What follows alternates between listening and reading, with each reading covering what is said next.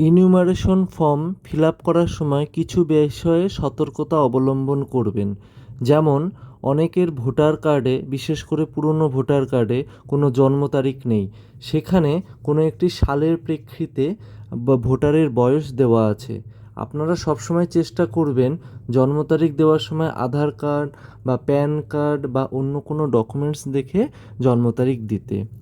অন্য আরেকটি উদাহরণ হলো, কিছু কিছু ভোটার কার্ডে দেখবেন শুধুমাত্র সাল দেওয়া আছে কিন্তু কোনো তারিখ বা মাস নেই। আপনারা সেক্ষেত্রে অন্য ডকুমেন্টস দেখে সঠিক মাস এবং তারিখটি দেবেন। এবার আসি অন্য আরেকটি উদাহরণে। দেখতে পাচ্ছেন এখানে আমাদের ভোটার কার্ডের বয়স আছে 21/5/2000, কিন্তু তার সঠিক বয়স হলো 21/5/1990।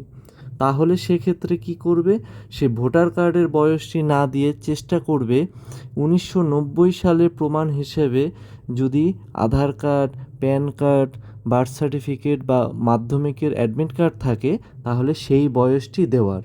যদি অন্য কোনো ডকুমেন্টস না থাকে, অন্যথায় তাকে ভোটার কার্ডের ভুল বয়সটি দিতে হবে। একটি কথা আপনারা মাথায় রাখবেন, আধার কার্ড কিন্তু শুধুমাত্র একটি পরিচয়পত্র। সুপ্রিম কোর্টের নির্দেশ অনুযায়ী আধার কার্ডে থাকা জন্ম তারিখকে কখনোই কিন্তু সত্যিকার জন্ম তারিখ হিসেবে ধরা যায় না। আপনারা সবসময় চেষ্টা করবেন জন্ম তারিখের প্রমাণ হিসেবে বার্থ সার্টিফিকেট, প্যান কার্ড বা মাধ্যমিক অ্যাডমিট কার্ডকে ব্যবহার করার। মোবাইল নম্বর দেওয়ার ব্যাপারে একটি বিষয়ে সতর্কতা অবলম্বন করবেন, মোবাইল নম্বরটিতে যেন অবশ্যই রিচার্জ করা থাকে। এবার আসি পিতা বা অভিভাবকের নামের জায়গা। আপনারা অনেকেই জানেন যে বাবা মার নাম কিন্তু অনেকের ক্ষেত্রে ভুল থাকে। যেমন দেখুন, এখানে আমার ভোটারের বাবার আসল নাম হচ্ছে নকুল চন্দ্র দাস, কিন্তু ভুলবশত ভোটারের আধার কার্ড, প্যান কার্ড, মাধ্যমিকের অ্যাডমিট কার্ড এবং বার্থ সার্টিফিকেটে লিখে রেখেছে নকুল চন্দ্র দাস।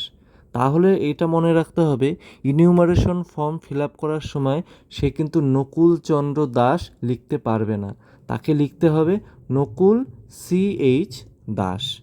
অন্য আরেকটি উদাহরণ দেখতে পারেন, মিনতি সরকার, আসল নাম হলো মিনতি সরকার, কিন্তু ভোটারের বিভিন্ন ডকুমেন্টসে লেখা আছে মিনতি সরকার। এখানে একটি এ এবং একটি ওর জন্য তার নামটি কিন্তু আলাদা হয়ে গেছে। যেহেতু ভোটারের বিভিন্ন ডকুমেন্টসে নিচের এই ভুল বানানটি চলে এসেছে, তাই তাকে বাধ্য হয়ে ইনিউমারেশন ফর্মে এই ভুল বানানটিকেই লিখতে হবে। অন্য আরেকটি উদাহরণ আপনাদের দেখাই, বাবার আসল নাম হলো সুশীল কুমার বিশ্বাস, কিন্তু ভোটারের বিভিন্ন ডকুমেন্টস যেমন বার্থ সার্টিফিকেট, প্যান কার্ড, মাধ্যমিকের অ্যাডমিট কার্ডে এই কুমার কথাটি ওঠেনি, কিন্তু বাবার সমস্ত ডকুমেন্টসে সুশীল কুমার বিশ্বাস লেখা আছে। তাহলে বাবার আসল নাম কুমার হওয়া সত্ত্বেও তাকে কিন্তু এই ভুল সুশীল বিশ্বাসটি লিখতে হবে। অন্য আরেকটি উদাহরণ দেখতে পারেন, বাবার নাম বিপুল মল্লিক, দেখতে পাচ্ছেন এখানে লাস্টে CK দেওয়া আছে, কিন্তু কোনো কারণবশত ভোটারের বিভিন্ন ডকুমেন্টসে এই CK এর বদলে শুধু K উঠেছে, তাহলে তাকে এই CK লেখা যাবে না, সে এই Kটি লিখবে। ভোটারের কাছে যদি এই ঠিক বানানের জন্য সাপোর্টিং ডকুমেন্টস না থাকে তাহলে তাকে বাধ্য হয়ে এই ভুল বানানগুলোই লিখতে হবে। এই ভুল বানানটি পিতা হোক বা অভিভাবক হোক বা মাতা হোক বা স্বামী স্ত্রী উভয় ক্ষেত্রেই প্রযোজ্য। আপনারা ফর্ম ফিল আপ করতে গিয়ে অনেকে ভুল করে থাকবেন। যদি আমাদের বানান ভুল হয় তাহলে আমরা কখনোই সাদা কালি বা হোয়াইটনার ব্যবহার করব না। দেখুন এখানে আমাদের মণ্ডল বানানটি ভুল হয়েছে, তাই আমরা নিচে দেখুন আমরা কিন্তু সাদা কালি ব্যবহার করিনি, আমরা এই মণ্ডল লেখাটিকে কলম দিয়ে এক দাগে কেটে পাশে আবার ঠিক বানানটি লিখে দিয়েছি। সুতরাং আপনারা এটা খেয়াল করবেন সাদা কালি যেন কখনোই অফিসিয়াল পেপারে ব্যবহার না হয়। লিঙ্কেজের ক্ষেত্রে আপনারা সবসময় মনে রাখবেন, কাকা, জ্যাঠা, মামা, পিসা বা মেসো অন্য কাউকে দিয়ে কোনো রকম লিঙ্কেজ হবে না, কারণ ইলেকশন কমিশনের গাইডলাইন অনুযায়ী শুধুমাত্র বাবা, মা, ঠাকুরদা এবং ঠাকুমাকেই 2002 সালে ভোটারের লিঙ্কেজ হিসেবে ব্যবহার করা যাবে। এবার আসি ডাবল ভোটারের কথায়। ডাবল ভোটার বলতে বোঝায় একই বুথে কোনো একটি ভোটারের নাম যদি দুবার উঠে থাকে, অর্থাৎ ব্যক্তি এক কিন্তু তার দু জায়গায় নাম আছে, তাহলে সেক্ষেত্রে আপনার করণীয় আপনার গ্রামের বিএলওর সাথে যোগাযোগ করুন এবং তাকে যে কোনো একটি ভোটার কার্ড ক্যান্সেল করার জন্য বলুন। এই কথাটি ট্রান্সফার হওয়া ব্যক্তির ক্ষেত্রেও প্রযোজ্য। এমন অনেক সময় দেখা যায় যে কোনো ব্যক্তি যদি ট্রান্সফার নিয়ে অন্য কোনো জায়গায় চলে যান বা স্থানান্তরিত হন, তার ভোটার কার্ড কখনো কখনো পুরনো বুথে দেখায়, তাহলে সেক্ষেত্রেও আপনার করণীয় পুরনো বুথে এবং নতুন বুথে উভয় বিএলওর সাথে যোগাযোগ করা। ফর্ম ফিল আপের বেলায় একটা বিষয় আপনারা খেয়াল রাখবেন, যে কোনো একটি ভাষায় যেন ফর্মটি ফিল আপ হয় বাংলা না হলে ইংরেজি।